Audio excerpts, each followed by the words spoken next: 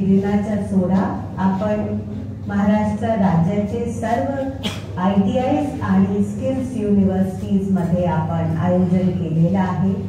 आजच्या दिवशी विविध व्याख्यान महत्त्वाचे विषयांवर कुटुंब प्रबोधन, पर्यावरण संरक्षण, नागरी कर्तव्य व जबाबदारी, स्वदेशी विचार व संकल्पना आणि सामाजिक समरसता असे प्रकारचे जे विविध महत्त्वाचे विषय आहेत त्यांच्यावर आज चर्चा होणार आहे। मी आपल्याला आज या महत्त्वाच्या दिवशी फक्त इतिहासाची काही कथा सांगणार नाही, तर छत्रपती शिवाजी महाराजांचा जे दूरदृष्टीचा विचार होता आणि त्यांची जी काही नेतृत्व शैली होती त्याच्याबद्दल थोडा प्रकाश टाकणार आहे। आपल्याला माहिती आहे की श्री छत्रपती शिवाजी महाराज हे असामान्य कौशल्य, नवकल्पना आणि शौर्याचे प्रतीक होते। त्यांनी त्या काळात त्यांची दूरदृष्टीने एक अभूतपूर्व साम्राज्याचा निर्माण केला आणि आज जे आपण मॅनेजमेंट प्रिन्सिपल्स जे काही मोठे मॅनेजमेंट स्कूल्स मध्ये शिकतो त्यांच्या जर जीवन आपण पाहिलं तर आपल्याला ती सर्व शिकवणी एकदम चांगली पद्धतीने मिळेल। मित्रांनो, महाराजांचे जे नाव होते ते फक्त शौर्य, तलवार आणि मराठा साम्राज्याचे अभिमानाशी निगडीत नव्हते, ते एक उत्तम रणनीतिकार आणि कुशल व्यवस्थापक होते।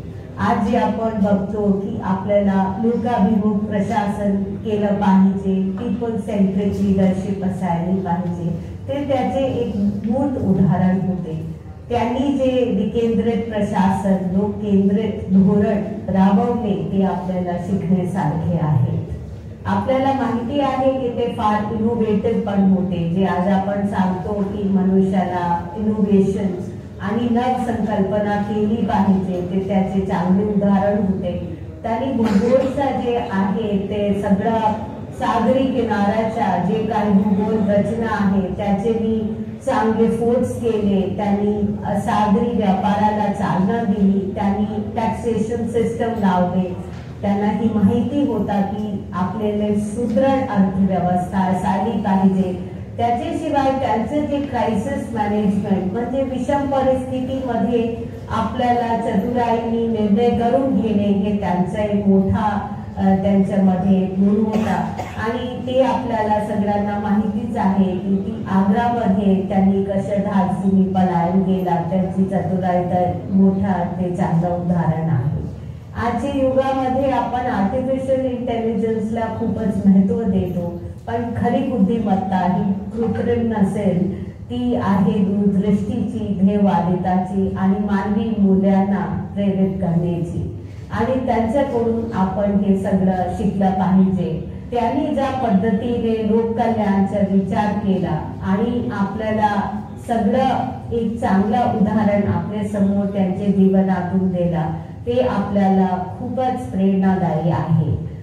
आणि आजच्या जगामध्ये जेव्हा आपण क्लायमेट चेंज बद्दल बोलतो आणि पर्यावरण संरक्षण बद्दल बोलतो, तर मित्रांनो आपल्याला त्यांचे जी त्यांनी सैनिकांना जे आज्ञापत्र दिले, त्यांनी पत्र दिले की निसर्गाच्या कशा पद्धतीने युद्ध काळात मध्ये पण संरक्षण केलं पाहिजे, शेतकऱ्यांचं नुकसान होऊ नये, पिकांचं नुकसान होऊ नये, त्याच्यावर त्यांची पर्यावरणावर किती आस्था होती ते आपल्याला दिसून येते।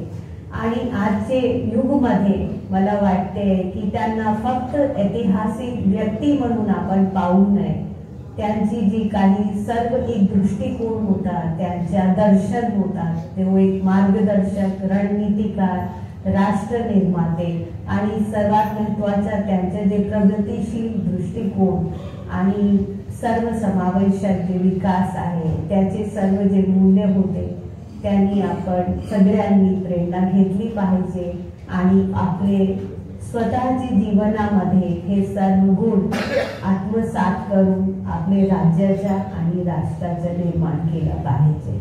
जय जिजाऊ, जय शिवराया, जय हिंद आणि जय भारत।